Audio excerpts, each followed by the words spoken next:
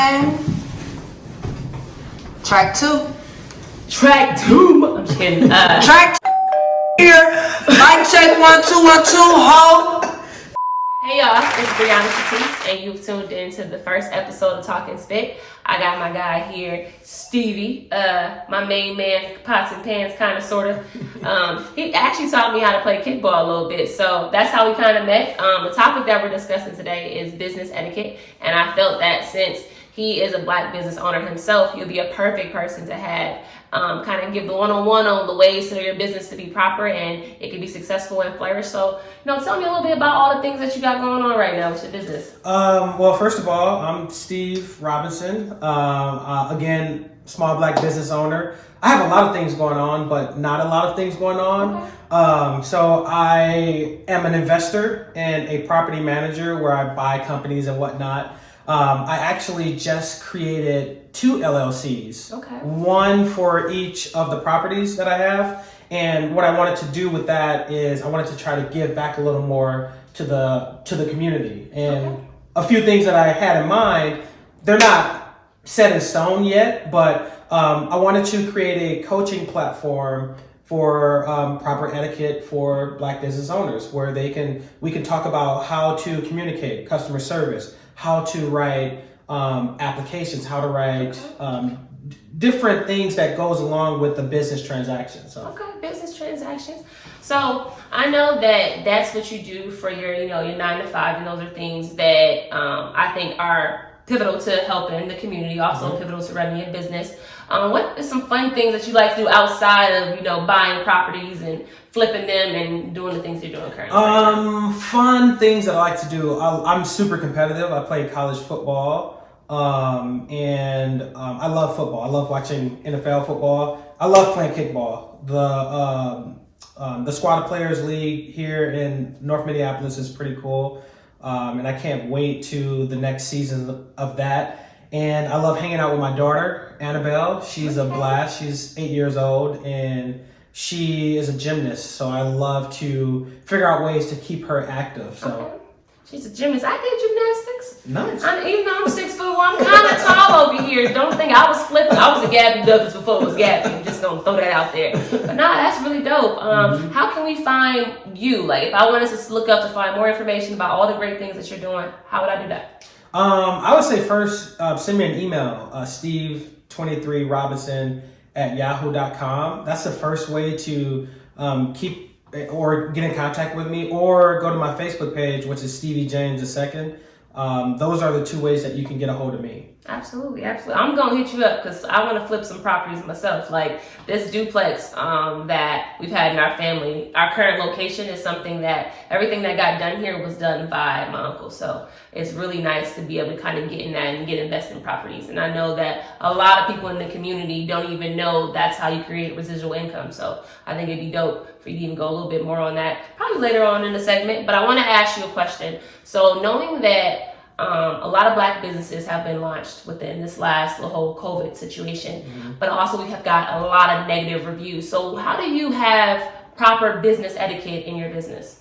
Well, there's so many different ways that you could have proper etiquette. And a few things that we have to think about. With the COVID situation, we are not doing the person-to-person contact anymore. So it's very limited. So you have to be very tactical with different ways to communicate. Yeah.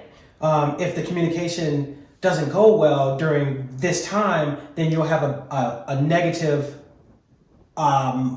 consumer who's wanting to get into your business. Right. And it's just, you really have to sit down with someone, understand their wants and their needs, and then go over the pros and cons of what you can and cannot do. Just have that conversation as a business owner. What can you do? For example, what I do is when I am trying to help someone get into one of my properties, I figure out if this is a good fit. The rents of my properties, the area, the school districts, the things that this person has to pay for. Absolutely. We have these conversations ahead of time. Right. And I just do that to make sure that I'm very transparent. And to make sure transparency is huge. It's great. And I love that. I love knowing what someone can and can't do, because if someone can't do something and they've already said that, then my expectations are lower in that area. In that one area. And so basically what you're trying to tell businesses that don't overextend to things or overcommit to something that you have no idea doing. I know a lot of times, not just Black businesses, just businesses in general, we would ask for something and they say, oh, I can do this, but then it takes weeks and time and it doesn't get done because they're trying to figure out how to do it. So I think that what will be amazing for Black businesses or businesses in general is to make sure they are saying what they actually can do. Don't go after a product or go after a service because it's going to make you money. Do something that you're passionate about. So how does that kind of take a turn, right? So we talked about that's ways for you to be proper, like customer service, transparency, all those great things.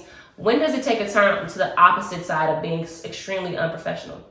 Well, it differs per business. I've had a lot of business partners and a lot of transactions with different organizations that can help me, and some they couldn't help me. It takes a turn when you sign up for something that you've never done before with a business, and they feel that they can do it, but they do not have the resources to pull through. And then you start to misjudge or miscalculate as someone who's wanting this service or this product, and you start to doubt them. And then when the doubts set in, you start to ask more questions. Absolutely. And when the questions start going, that's when someone can get very escalated, because now you're saying you're not really saying that they can do it, but now they're feeling the pressure of, oh, this person doesn't trust me. They think that I'm taking their money, and now they're starting to get very unprofessional, especially via text or via phone calls when someone is asking for something over and over again. Has that ever happened to you? Have you ever been put in a position that you're working with a business and it turns to being super unprofessional? Yes. And it's not a fun feeling, and I had to do it in order to understand exactly what it feels like, because I've never, before this time that I'm talking about, I've never gone through this with a large sum of money. Of trusting someone, and you're just trying to add to their plate. Absolutely. But they see the money. They see the money, and they cannot see the productivity afterwards. So I've been in a situation where I've given thousands of dollars to someone, and they did not follow through with their product in a timely manner. And at that point, when I felt that it was going to change or I was not going to hit my deadline, I started to see dollars leaving my pocket. And then I got escalated as a consumer. And I started to call that person, and I started to doubt that person. And I wanted answers now, and that person became unprofessional. So you're talking about unprofessional. So professionalism in a sense. Why do you see this common trend, right? We're both two Black business owners. Why do you see this common trend of Black businesses being attached to being extremely unprofessional? Why is that? And I sat for a few weeks to think about this when I first saw that you posted this topic, and I cannot answer that question for everyone, right? So there's situational situations, and what I think is that inappropriate or unprofessionalism is attached to small Black businesses because sometimes we do not have the resources to become what we need to be. Absolutely. And another really bad stigma, and this is just a generalization that I'm making, is a lot of small Black business owners do not want to connect with other small Black business owners to see what they're really good at, to figure out how 2 heads is better than 1, even just from learning standpoint. Absolutely. So people want to just fail on their own. Yeah. So honestly, I can speak to it. I think the thing is that a lot of times us as Black business owners, and I'm speaking from my own personal opinion, we don't want to work together because we see each other as competition. And I think a lot of times that affects our businesses because we try to be the all for everything. There's no way you could run a Fortune 500 company without a CEO, without having a board, without having a marketing specialist. You have lawyers. these different things are necessary and why Walmart or Amazon, these places are achieving the success that they have. So I think when it comes to unprofessionalism, I don't think that should be the word that's attached to Black businesses. I think it's lack of resources, that statement, because I feel if most Black-owned businesses had more people to support in the sense of the background, I think we wouldn't see those problems. But I think a lot of times it may be pride, it may be to the point that we're a little stubborn, like, oh, I want to make it on my own. I think that is what limits us as Black business owners to progress. So that's my opinion on it, and it sucks because being a Black business owner, sometimes people are like, well, I don't support Black businesses, and I hate when people say that, because sometimes I think there's a difference between a Black business and someone that's doing it as just like their side gig. And so kind of speak on that. What's the difference between it being like, all right, this is their business, something that we have LLCs, right? We pay our taxes, pay our taxes. But some people are just doing this just to make more money. How is that different? Can you explain a little bit? There's a huge difference, just like you said. Just investing inside of your investment and knowing that your investment is investing, right? So when you're talking to someone who has educated themselves properly, who has gone out to get an LLC, who talk to other business owners, who enter into different Facebook groups of business owners just to keep learning, that's someone who is overly exerting all of their energy into themselves. And that's the biggest difference from someone who wants to become an entrepreneur or a Black business owner, and then someone that's doing something on the side. Right. Someone probably have a passion that they can do on the side where they sell something and they buy this product from someone else and they love to sell this product. Yeah. Well, if you're looking at someone who wants to create the product, sell the product, market the product, and then stand behind it, that's a big difference. Oh, 100%. And I think I have a lot of friends who are entrepreneurs, right? So one of my cousin, she works for herself and she does her business 24/7. And I think that's the difference. Sometimes people say, all right, I'm gonna clock into my 9 to 5. I think I have 2 full-time jobs. I work my 9 to 5 and I work just as many hours I do for my 9 to 5 for my business, because I know that if I'm gonna give this corporation 8 hours of my life, I better give my business 8 hours of my life as well. And so it sucks because me, who I take my business very seriously, like that, I pay money into this. I've invested probably more than I've made so far. And so it sucks because it's this side hustle thing. And hustle is supposed to be a positive word, but it's a side hustle when it becomes a stigma and a problem for me. So what is your biggest pet peeve with unprofessional businesses? Biggest pet peeve with unprofessional businesses. I would say, excuse me, if you're working with someone who hasn't educated themselves properly or enough to be strong in a conversation. And what I mean by that is, for example, I am an HR director at a large organization, and I've gone to college for it. I've created trainings. I've done different trainings to get me more certifications. So I stand behind myself. I stand behind what I can do. My biggest pet peeve is when people are not educating themselves properly enough to say that you can be really good at this or this is how you can help. It's really tricky of how that is said, because I could have picked any pet peeves, especially customer service, which is the number one pet peeve for all of number one for me. And if you can't talk to someone, if you cannot speak to someone in a professional manner or understand what they need, that could be another pet peeve. I'm pretty sure that's the number one pet peeve in America if someone was to complain about. For me, unprofessionalism, like when it's customer service, like I don't know how many times I've given my money and didn't receive the service. That is when you get regular Brianna turns into the one that grew up on the north side of Minneapolis, Brianna, when I invest my money into something. So I get that 100%. So what is some advice that you have for businesses that, someone who wants to start a business, ways to be successful in their business, and how they cannot fall into the stigma of being an unprofessional business? What does that look like? How would you tell them? I would say if you feel very comfortable with something that you want to do, if you're very proud of it, be proud of it, right? Stand behind it, but educate yourself. Reach out to as many people as you can, just to hear different things that people are saying about what they wish they would have done. For example, I wish that I would have known what I've known now in college.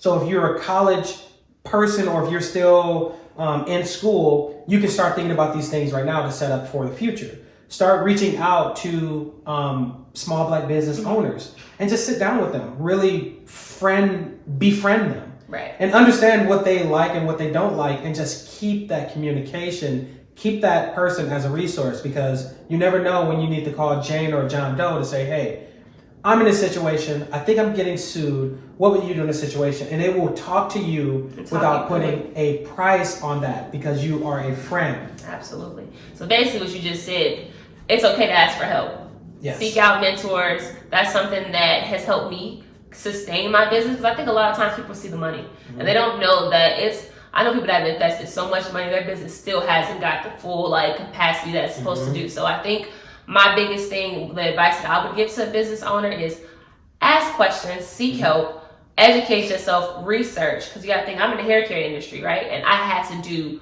years of research before I felt comfortable enough releasing a product. And I see a lot of people just doing things because they want the money. So that right there, I'm like, no. So if my advice, educate yourself, make sure you're doing the right things, ask for help. It's okay to need help, if you ask me. And so I want to kind of go into this big topic. I call it the hot topic. I mentioned it to you earlier. One of the staple Black businesses in Minnesota received some really, really negative feedback. Why do you think that is, and why that is attached to? I know that you mentioned earlier off camera that consumers are always right in a sense. And so consumers are complaining about this business overcharging or doing extra things.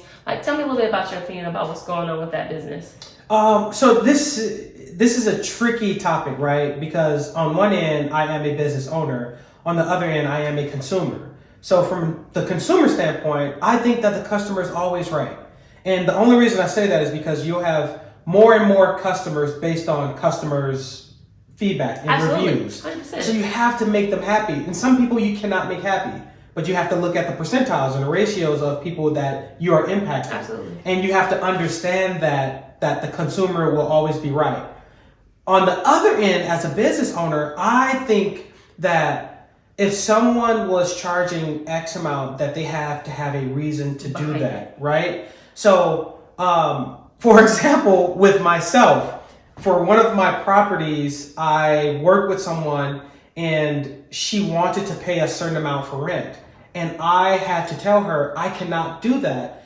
In order for me to make a profit, I have to charge this amount of rent, and this is my decision. That transparency that you were talking about earlier. Yep. And what that does is you're not going to be able to do that at a large, company where you're telling everyone, I have to charge you this because of this. But you have to make it make sense. Right. Make it make sense. Do your research. As a business owner, do your research to figure out, can I charge $20 at the door? Right. And then what product do I have inside of this building it's like that an I'm charging? incentive. Exactly. It can't just be the place itself. Yeah.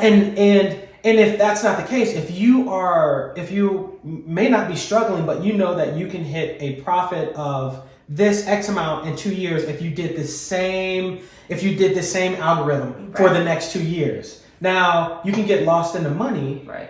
Or you may have too many business owners that are saying, I need this, I need this, I need this. So how do you make up for that? You can't, for instance, me, right? I'm gonna give you an example. I have a spice company. I have hair oils. I have a beard oil. Plug for me.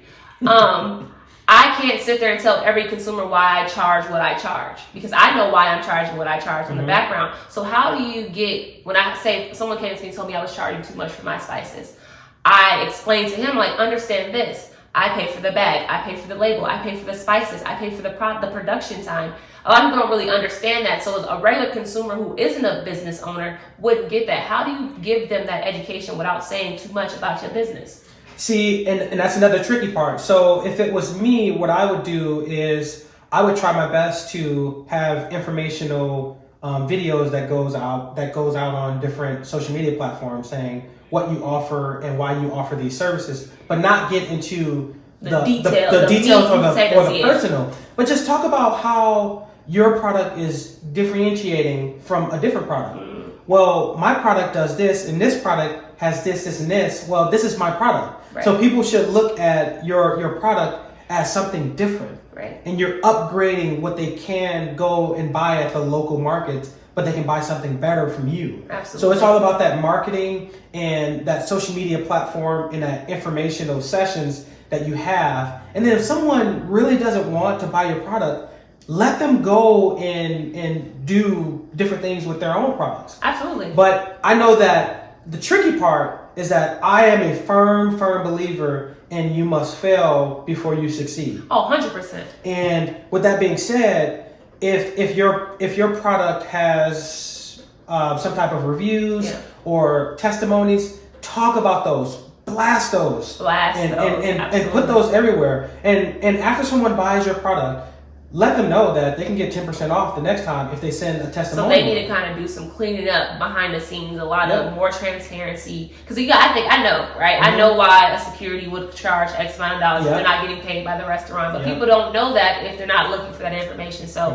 100%, like I agree. Reviews are huge. Marketing, I think that they need a PR rep to kind of like clean up everything. Because the post got like 5,000 type comments. It was like 2,000 shares. It was crazy. It was ridiculous. And me knowing them personally, I felt bad. Like, okay, this is crazy. I get why people are frustrated. But I'm like, y'all don't understand how hard it is to run a business, especially in downtown Minneapolis when the rent is ridiculous to keep some of those places. So, yeah, absolutely. But is there anyone that you want to shout out? Anyone you want to say, talk to? Let them know. Any final wrap-up thoughts, questions?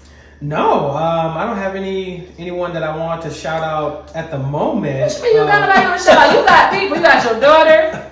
Okay, you sniff. I'll shout out Annabelle, Amanda, Bobby, Amber as well. Amber's in the hospital right now, so God bless her. And I don't have any final things, but I did want to talk about, if we have time, the real estate thing or the real estate pieces of what I found out. Absolutely. Come on. I would love to hear it. Okay. So I would say that I am a stickler for analytics. Okay. I love data. I think that if 10 people in one house said that the house smelled, then the house smelled because 10 people said it. And what I found out when I was doing my research in Minneapolis is that Minneapolis has a single family home percent of ownership at 70%. So to simplify that, is that 70% of people that live in Minneapolis own their homes, right? And 30% are renters. So 30% of the renters in Minneapolis are African American individuals. So I know that a long time ago there was a redlining thing, and I don't want to go into a rabbit hole, but Minneapolis is set up in a way where white individuals can come into Minneapolis and buy a home, but black individuals have to come and rent at an alarming rate. Oh, absolutely, yeah. And then there was a plan called the 2040 plan last October that was released, that it was only created because the last 2 years, Minneapolis itself has grown 86,000 families. Oh, wow. So if you put all the numbers together, 86,000 families have come in the last 3 years, but 70% of the single family homes are owned. So that leaves a large portion of 30% of people fighting for rental properties. Oh, wow. So homeowners or landlords can jack up the rent. Because it's a need. Exactly. So people have to educate themselves on how to buy a property, and do not get stuck in a situation where you are getting into a property where you are borrowing money from someone who wants their money back. Attack the grants. I'm really talking about those banks. Yeah. And another piece that I found out is that I compared Minneapolis to New York. New York single family residency percent is 15%. Meaning Minneapolis has 70% of homes that are owned. New York has 15% that are owned. So there's an 85% market in New York where people are just renting. Yep. And that's why a lot more people go to New York, but they can still blast the rent. All that being said, invest in Minneapolis, because the 2040 plan has allowed me as a homeowner to buy a duplex and put a 1-bedroom apartment in the basement to create a triplex, because there's so many people coming here that we're trying to create more dwellings. So buy. I appreciate that. Thank you so much. Thank you for being a part of my first episode. I am super ecstatic to have you. I would love to have you again. You can go even more into real estate, and because I think we don't understand the importance of ownership. I know my mom owned her home, but I think that's all she knew, was just let me go own a home. But the duplexes are money makers, and I think it'd be a great conversation to have. But thank you guys. I appreciate you guys tuning in. You can follow me on TalkNSpit. You also can follow my Facebook page. You can find him on Stevie James II on his Facebook. I appreciate y'all. I'll talk to y'all later. Peace, love, happiness, and success. See y'all later.